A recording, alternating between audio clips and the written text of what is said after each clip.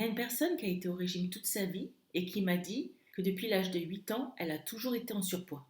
Quand on me dit ça, moi j'ai toujours envie de demander en surpoids selon qui? En surpoids ou est-ce juste votre poids?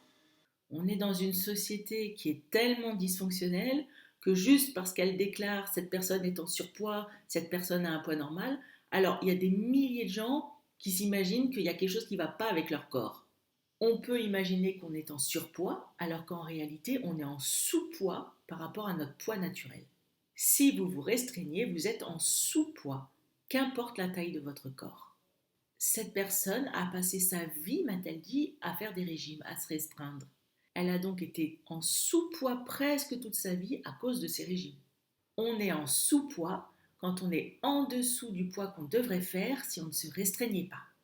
Cette personne a des jugements vis-à-vis de son poids et elle n'a peut-être pas du tout envie d'entendre qu'elle n'est peut-être pas en surpoids, mais que son poids est tout simplement le poids où son corps est supposé être naturellement.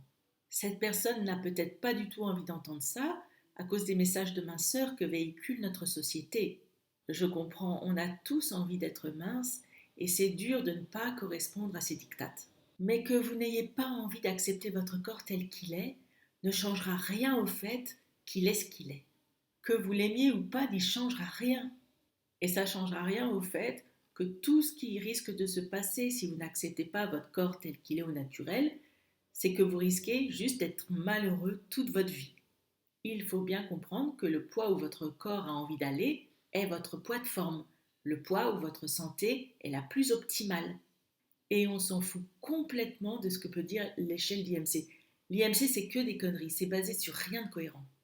Le poids où votre corps a envie d'être est le poids où votre corps a décidé que, compte tenu de toutes ces circonstances environnementales, de toutes ces expériences de vie, de sa génétique et de tous ces facteurs qu'on ne connaît même pas, ce poids donc est le poids qui serait le mieux pour lui. Et si cela ne vous plaît pas, ça ne change rien à l'affaire. Et cela ne change rien au fait que votre corps fera ce qu'il aura à faire pour que votre santé soit optimale. Et à moins d'intégrer ça, vous vous battrez contre votre corps toute votre vie. Et c'est tellement épuisant. On sait tous à quel point c'est épuisant, autrement on n'en serait jamais arrivé à consulter des chaînes de rétablissement. Et il n'y a pas de chemin facile concernant l'acceptation de notre corps. La seule façon d'y arriver, c'est en rendant les armes. On peut décider d'arrêter de lutter. Ça peut être aussi simple que ça. Juste arrêter de lutter. Arrêter d'autoriser toutes ces conneries venant de la société à nous affecter. Rejeter toutes ces absurdités et ces crétineries venant de la société pour qu'à l'arrivée, il n'y ait plus que nous et notre corps dans l'équation. Parce que ce que disent la plupart des gens, c'est que s'ils étaient seuls sur une île déserte, ils seraient OK avec leur corps. C'est donc uniquement les jugements qui viennent de notre culture qui nous empêchent de nous aimer. Il n'y a rien qui n'aille pas avec notre corps. Il est merveilleux et il est beau tel qu'il est.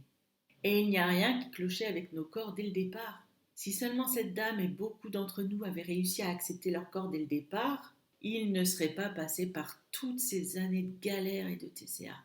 Mais c'est pas trop tard, on peut encore décider d'arrêter de lutter contre notre corps. On peut décider de devenir amis avec lui et d'être heureux parce qu'on a réussi à le faire. Ça serait bien aussi si les personnes qui ont des théories de psychanalyse à deux balles pouvaient un peu se taire.